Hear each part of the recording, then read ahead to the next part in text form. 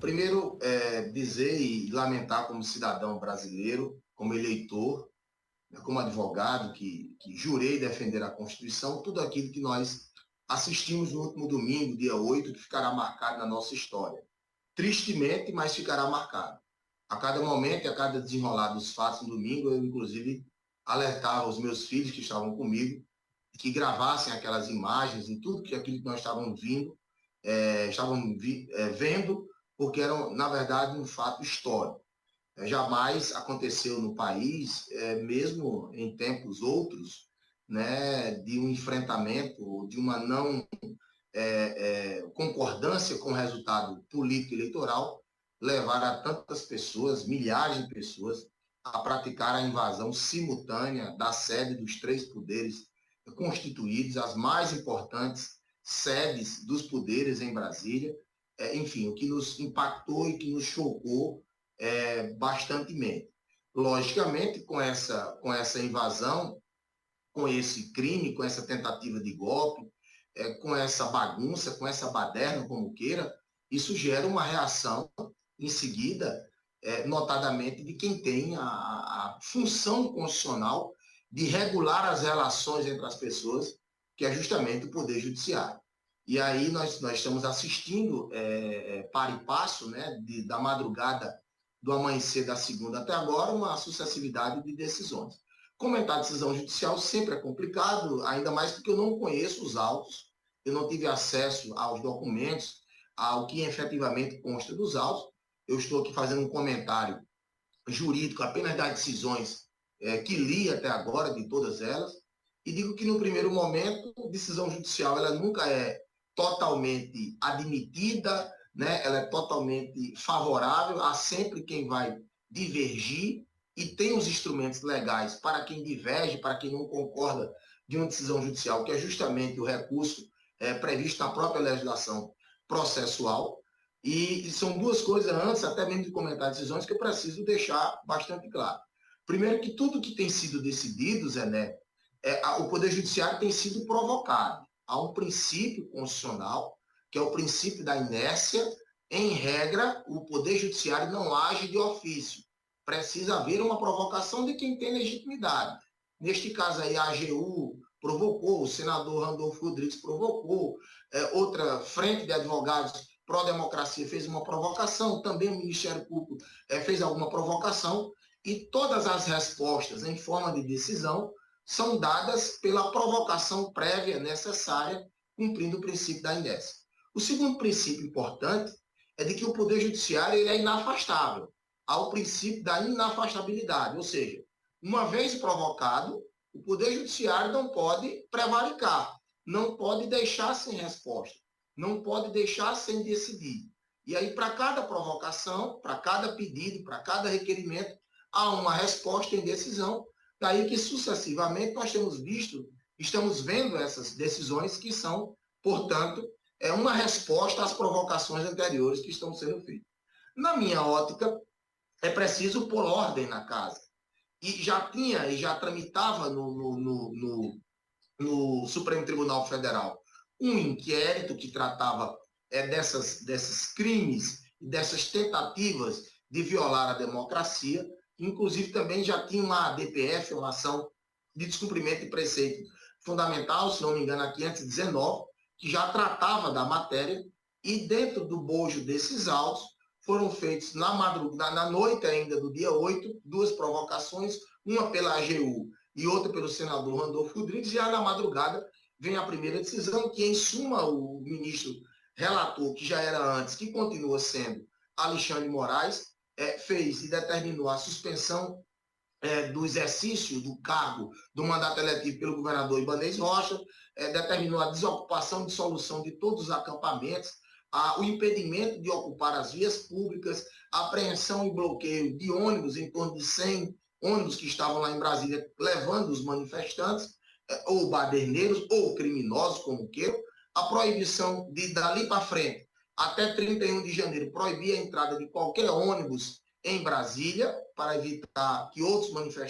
manifestantes chegassem, e também o bloqueio de canais, de perfis, de redes sociais, que continuavam a instigar, continuavam a divulgar continuava a propalar tudo aquilo que foi feito. Né? Daí, depois, nós vemos, para resumir, depois fazer o meu comentário, a prisão em torno de 1.200 pessoas, o desarmamento e, na verdade, a tirada dos manifestantes da frente dos quartéis, inicialmente em Brasília e depois no país todo.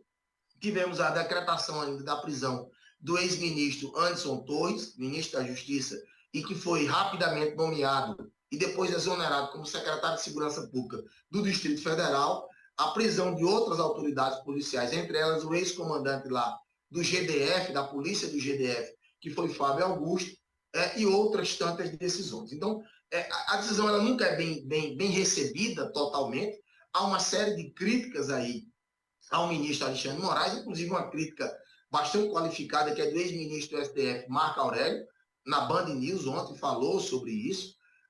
Mas, assim, na minha ótica, eu entendo que a decisão foram pontuais, necessárias, foram decisões, na verdade, de um poder de regulação, de reorganização, de colocar a ordem em tudo o que aconteceu, e eu concordo, em suma, com a decisão. Eu só faria uma observação quanto ao afastamento do governador Ibanez Rocha. Não me pareceu até agora, a menos que alguém me prove o contrário, a presença de um elemento que prove o dolo, a vontade deliberada do governador Ibanez Rocha em não cumprir o seu papel de comandante supremo das forças policiais do GDF, quem tem o poder, portanto, de polícia, de prender, de manter a paz, a regularidade das relações, inclusive quanto às manifestações. Eu não vejo um elemento muito forte, mas assim, eu digo que o governador terminou respondendo pelo pacote, né? Terminou respondendo por tudo que aconteceu, e aí vem primeiro aquele decreto de intervenção federal no GDF, feito pelo presidente Lula, já no entardecer, noite do dia 8, em seguida, o afastamento do governador. Está se tramitando um inquérito policial, o governador, inclusive, já juntou alguns documentos, está tentando provar a sua inocência, ou que, na verdade, não contribuiu, e alega que foi, inclusive, enganado pelas forças policiais que, no momento, passaram para ele informações que não se comprovaram. Ele, inclusive, publicou uma nota após a confirmação do seu afastamento pelo STF, e o desenrolar dos fatos vai dar a cada um, além do governador, do ex-ministro Anderson Torres, do ex-comandante Fábio Augusto e das pessoas que foram presas, o direito constitucional à ampla defesa, o contraditório, o devido processo legal, para que cada um tente, na medida do possível, provar a sua inocência. Agora, são coisas bastante discrepantes, inclusive para quem foi preso. O que nós vimos no domingo foi uma clara tentativa de golpe, uma tentativa de descumprir a Constituição Federal, o princípio democrático, e não aceitar o resultado das eleições, de dizer que a Constituição Federal não vale nada, e no dia seguinte, quando esses cidadãos foram presos, né, a Constituição já valia tudo, que eles passaram a invocar direitos humanos e o princípio da dignidade humana, que está no artigo 1º da Constituição, passaram a invocar aqueles direitos e garantias fundamentais que estão no artigo 5º, que basicamente é a ampla defesa, o contraditório, o devido processo legal, né? Então, se no domingo a Constituição nada valia e estava sendo desrespeitada, na segunda, a partir do momento que foram presos em torno de 1.500 pessoas, a Constituição já era invocada por essas pessoas que foram presas. Mas, enfim, como nós estamos numa república e numa democracia que prevê e que garante o direito de defesa a cada cidadão e a cada cidadã, eu entendo que a Constituição tem que continuar a ser válida e a cada uma dessas pessoas que foram presas e estão lá a responder, será dado certamente o direito e a ampla defesa, o devido processo legal no curso do processo. Esse é o meu comentário em si, são muitas decisões, e aí, na verdade, crítica de um lado, crítica de outro, mas o Poder Judiciário não pode faltar, não pode deixar de decidir, e assim o decidiu, contrariando um ou outro interesse, e as pessoas, especialmente as partes do processo, que se sentirem descontentes com a decisão judicial, podem recorrer dentro da formatação legal que é previsto nos códigos de processo brasileiro. João de Deus, inclusive as imagens são estarrecedoras dos ataques, do terrorismo cometido em Brasília pelos bolsonaristas e, de fato, são extremistas. E aí, diante de tudo isso que você comentava, se justifica a decisão ou as decisões do ministro Moraes, porque em momentos extremos, decisões e medidas extremas precisam ser tomadas. Por exemplo, a decisão do ministro Alexandre de Moraes de afastar o governador do Distrito Federal sem nenhum pedido de órgãos de investigação ou do próprio Congresso Nacional foi uma decisão inédita. Então, abre também essa discussão jurídica, né? Isso, na verdade, quanto ao afastamento em si, eu faço essas ponderações porque eu não vi elementos que provem o dolo deliberado do governador. Agora, a justificativa das medidas, e o ministro ele fundamenta basicamente em 2 artigos do Código de Processo Penal, o 319 e o 282, é que ele determina medidas diversas da prisão, que são, entre aspas, medidas cautelares para, tratar e cuidar daquele momento de crise, de cólera, de confusão, de baderna, né? de uma ordem pública que foi gravemente violada, e assim ele entendeu. E, logicamente, a decisão, como eu disse, vai ter sempre um descontente, alguém que não aceita e alguém que vai criticá-la. João de Deus, a Polícia Federal confirmou de que em torno de 1.200 pessoas foram detidas na segunda-feira, encaminhadas para a sede da Polícia Federal. Pouco mais de 300 pessoas foram liberadas depois de serem ouvidas por questões humanitárias, mulheres com crianças, idosos, pessoas com comorbidades de saúde foram liberadas também, mas continuam sendo investigadas. E aí eu gostaria de saber quais são os crimes que esses bolsonaristas radicais eles poderão responder a partir de agora no trâmite jurídico. Primeiro, para as pessoas que estavam envolvidas, tem 3 aspectos importantes. Elas podem responder criminalmente à prática de alguns crimes, e aí vai se desenvolver um processo para ver quem é culpado, para ver quem tem participação ou não.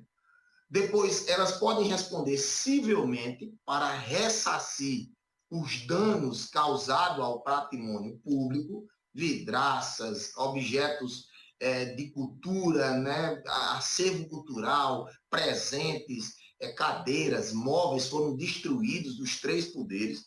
Então, vai ser apurado, foi feita uma perícia, vai ser apurado um valor deste dano. Então, elas podem também responder civilmente, inclusive já tem um pedido de bloqueio dos bens do ex-ministro Anderson Torres, do governador afastado Ibanez Rocha e de algumas outras pessoas. E ainda tem um aspecto administrativo. Lá tinha muitos funcionários públicos, inclusive pessoas que tinham o dever de defender a Constituição Federal, como autoridades policiais militares, e essas pessoas podem também responder perante os seus órgãos empregadores. Inclusive, ontem eu vi uma manifestação da CGU, Controladoria Geral da União, para identificar os servidores públicos, especialmente os servidores públicos federais que lá estavam, para que eles possam responder administrativamente. Como que chama mais atenção, o que mais atrai é a questão do crime. O que é que acontece? Elas foram presos em flagrante. Ao ser preso em flagrante, é lavrado um auto de flagrante. Algumas pessoas foram, pela questão humanitária, liberadas, idosos, pessoas que têm comorbidades, pessoas que estavam ali com os seus filhos, e já tem inclusive precedente do STF, que mães de filhos até 12 anos têm direito, inclusive a conversão da prisão em prisão domiciliar. Então, essas pessoas foram liberadas, embora identificadas, e os demais foram presos. A partir de agora, se realiza desde ontem a audiência de custódia, para que possa analisar a legalidade da prisão e para que se possa saber se a pessoa foi ou não agredida durante a prisão. Todos eles já passaram por exame de corpo de delito, e vai se desenvolver certamente uma ação penal, começando por uma denúncia do Ministério Público e, em seguida, concedendo a cada um direito de defesa, e lá no final uma audiência de instrução e julgamento para apuração de provas e, por fim, a sentença. Dos crimes, em tese, né, eu não consigo definir para cada pessoa, até porque são muitas pessoas e para cada uma vai ser feita uma distinção, né? Eu confesso que em 23 anos que sou de advogado, nunca tinha visto uma prisão em grande escala como essa. Imagine o trabalho que foi para lavrar todos esses autos de prisão, a quantidade de advogados que participou, foram mais de 50 equipes da Polícia Federal, e em tese eles praticaram crimes de dano ao patrimônio público, de lesão corporal, teve policiais, inclusive, agredidos, inclusive um animal também da cavalaria foi agredido, né? Furto, foram retirados lá objetos, roubo, mediante violência, para retirar objetos que estavam lá dentro dos três poderes, desacata à autoridade, também possibilidade de comprovar a associação criminosa, está ficando claro que houve toda uma organização de levar mais de 6 mil pessoas ao mesmo tempo para o mesmo local, com financiamento da sua estadia, do seu transporte, da sua alimentação. Então, há uma organização, alguém organizou, alguém comandou e alguém foi comandado. Então, também há a possibilidade do crime de associação criminosa. E há há outros 2 delitos mais modernos, Zé Neto, que foram trazidos à nossa legislação penal e inseridos no nosso Código Penal pela Lei 14.197 de 2021, que são 2 crimes que tratam de prever e de regular a questão da manutenção da democracia ou das instituições democráticas. E aí eu chamo a atenção, o crime do artigo 359-L, que é a abolição violenta do Estado Democrático de Direito, que esse crime prevê uma pena de 4 a 8 anos, não é uma pena tão pequena, além do crime de golpe de Estado, que é quando se tenta depor por meio de violência ou grave ameaça o governo legalmente constituído, e há um governo legalmente constituído, que é o governo do presidente Lula, inclusive dentro dos requisitos legais de ter sido eleito, diplomado e empossado, e há uma pena ainda maior de 4 a 12 anos. Então, esses crimes todos se somam, as penas todas se somam pela conduta de cada um, e cada cidadão, portanto, vai ser enquadrado de acordo com o que efetivamente fez. Assim é o que prevê a lei. Ninguém pode responder além do que não fez. E certamente nós teremos aí o desenvolver de uma ação penal com o que se prevê com punições e com condenações dessas pessoas. Isso tem um caráter pedagógico, né?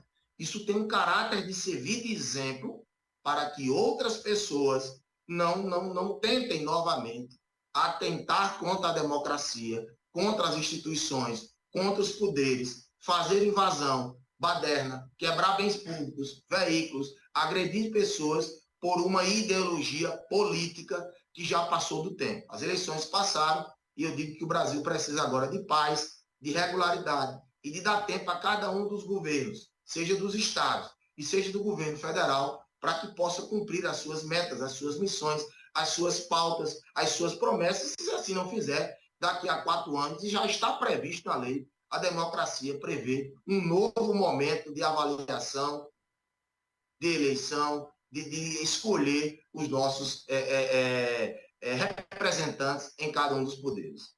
João de Deus, no domingo, os próprios bolsonaristas radicais, enquanto estavam no quebra-quebra, gravaram vídeos, divulgaram, e nesses registros, tanto fotográficos quanto também audiovisuais, é possível ver de que militares, tanto da Polícia do Distrito Federal, como também alguns que se intitulam das Forças Armadas, eles apoiaram o ato, deram cobertura ou prevaricaram, viram o problema, mas não atuaram. O que pode acontecer com esses militares que assistiram todo o quebra-quebra ou facilitaram a ação dos terroristas na sede dos 3 poderes em Brasília, tendo em vista de que eles poderiam ter impedido, mas não fizeram nada?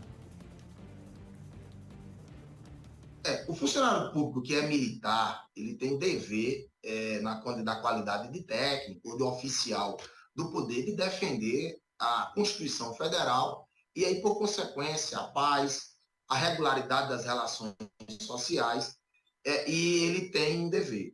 É um pouco doentio, né? Alguém que se compromete a isso, que jura isso, que é remunerado e que vive do salário que ganha desta função, ao mesmo tempo está permitindo, ou está prevaricando, ou está sendo omisso, ou está incentivando que pessoas pratiquem o crime. Então, além dessa questão criminal e da questão civil, esses cidadãos e cidadãs irão responder também funcionamento perante as suas corregedorias militares, e pode ver sucessivas notas de policiais de batalhões e da própria Polícia Militar, uma que eu destaco aqui, que é da Polícia Militar do Estado de Goiás, que foi identificado imediatamente lá um policial daquele estado, e que diz que vai, portanto, abrir um procedimento disciplinar contra aquele policial, além do processo criminal, além do processo civil de pagar o que ele causou de dano, ele pode também chegar ao máximo, que é perder a função pública, perder o cargo de policial, de oficial, do que seja, o que é muito triste, né? E eu vejo que, com todo respeito às ideologias, às opções, o Brasil adoeceu, infelizmente. As pessoas chegaram a um nível máximo de doença, de agressão, de desrespeito, que chama atenção. Ontem o advogado Cristiano Zanin, pelo fato simplesmente de ter advogado para Lula, mas ele podia ter advogado para Temer, para Dilma, para Bolsonaro, para qualquer pessoa, foi gravemente agredido, ofendido, enquanto escovava os dentes dentro de um banheiro no aeroporto em Brasília, né, com palavras, com vídeo, de forma assintosa, dizendo que o cara merecia apanhar dele e de tantas outras pessoas. Né? As pessoas meio que assim, perderam a noção. As que foram para esse golpe de domingo, todas elas produziram prova contra si, o que é muito grave. Né? Para a punição criminal, Zé, é preciso 2 elementos. A autoria, né, identificar quem é o autor, e a materialidade. Todas as pessoas estavam ou com o pau na mão e a outra com o celular filmando, de forma que eles sozinhos, ou elas sozinhas, produziram a prova que a polícia precisa. É tanto que um perfil que foi aberto pelo Ministério da Justiça, até ontem à noite, mais de 70 mil e-mails chegaram com fotos, com vídeo, com filmagens, com identificação das pessoas que estavam lá, e que fica até mais fácil, porque fica fácil, portanto, de comprovar a autoria e a materialidade. E, enfim, eu lamento muito, vejo que tem muitas pessoas doentes, tem pessoas, enfim, que por uma ideologia, né, por um fanatismo político eleitoral, perderam a noção do senso, da razoabilidade, da regularidade das relações sociais e do próprio respeito com o cidadão e com as instituições. João de Deus, diante da ordem de prisão expedida pelo ministro Alexandre de Moraes contra o ex-ministro de Bolsonaro, Anderson Torres, que inclusive já há expectativa de que ele se apresente ainda hoje à Polícia Federal em Brasília, ele que está nos Estados Unidos. Quem também está nos Estados Unidos é o ex-presidente Jair Bolsonaro. E ontem o Partido dos Trabalhadores ingressou na Justiça, principalmente no Tribunal Superior Eleitoral e também no STF, com um pedido para que Bolsonaro se torne inelegível por ter incitado indiretamente os apoiadores aos atos terroristas do domingo, dia 8. O que é que acontece com o ex-presidente Jair Bolsonaro? Ele pode ser preso também diante desse ato terrorista do domingo, dia 8, ou investigado também nesse mesmo inquérito após esses atos terroristas em Brasília? Bom, no mínimo ele será investigado, disso eu não tenho dúvida. E aí foram apreendidos diversos aparelhos celulares das pessoas que estavam e que foram presas. Esses aparelhos serão periciados e, certamente, havendo um nexo entre o movimento, a atuação dessas pessoas e do ex-presidente, certamente ele será indiciado, será processado e irá responder. Agora, independentemente deste fato, não há dúvida, isso inclusive é público, é notório, e ele não esconde de ninguém de que o grande protagonista, né, o grande incentivador, o grande desrespeitador das instituições e da própria democracia é o ex-presidente Jair Bolsonaro, porque ele não foi nenhuma, nem 2, nem 10 vezes, ele foi várias vezes, seja por palavras, seja por gestos, seja pela sua própria presença na frente dos poderes, né, incentivando ditadura, golpe, que pensava destituir os poderes, especialmente o STF. E aí, por tudo isso, se verificou, inclusive, uma voracidade muito grande das pessoas que invadiram o STF, porque invadiram o Palácio do Planalto, invadiram o Congresso, mas as que invadiram o STF foi de uma voracidade enorme de quebrar tudo, de destruir. Eu já estive naquele plenário algumas vezes assistindo sessões, não tive ainda a honra de sustentar oralmente lá, mas já trabalhei no STF em alguns processos. Na verdade, como advogado, como defensor da democracia, eu fico muito triste em ver tudo aquilo, né? Todo aquele símbolos, há uma simbologia, há um respeito, né? Em cada instituição, a igreja tem lá a simbologia da cátedra, da igreja, dos santos, das imagens, os poderes têm lá as suas simbologias e todos aqueles nossos poderes, especialmente aquele conhecido plenário bonito, aconchegante, né, de grandes debates jurídicos, está totalmente destroçado. Então, tudo isso e indiretamente já pode se direcionar ao presidente, ao ex-presidente Jair Bolsonaro, e certamente ele será investigado e, tendo provas, ele vai responder nos termos da lei, porque todas as pessoas, as que praticaram, as que incentivaram, as que patrocinaram, elas precisam ser investigadas e responsabilizadas desde que tenha prova contra elas. João de Deus, diante desse pedido do PT para que Bolsonaro fique inelegível, caso seja acatado, ele pode se tornar inelegível e ficar proibido de disputar uma outra campanha eleitoral? Bom, eu não conheço a peça jurídica, mas, enfim, diante desse pacote completo que se viu, né, eu não tenho dúvida que pode ser pedido, pode ser provocado, para ter uma resposta posterior do Poder Judiciário. Além também do fato que chama atenção, que é dos advogados da Frente Democrática Brasileira, não sei se esse é o nome, mas é nesse sentido, também pediram que não seja dado posse, né, a deputados federais e estaduais, inclusive aqui um da Paraíba, que é o deputado Valber Vigolino. Há um pedido nesse sentido, pelo fato, em tese, deles estarem incentivando, né, publicando, fazendo toda uma divulgação em suas redes sociais desses movimentos e de tudo que aconteceu. Há também, e assim... É o grupo prerrogativas, né? Isso, é um dia de cada vez, é um momento de cada vez, e certamente, se vivos estivermos aqui, estaremos a assistir ainda muitos desdobramentos deste triste dia 8 de janeiro, mas que não é somente o dia 8 de janeiro, ele vem de tantos dias atrás, de tantos outros movimentos, de tantas outras mobilizações que, enfim, desagou desse triste acontecimento para a nossa democracia que chamou a atenção do Brasil e do mundo.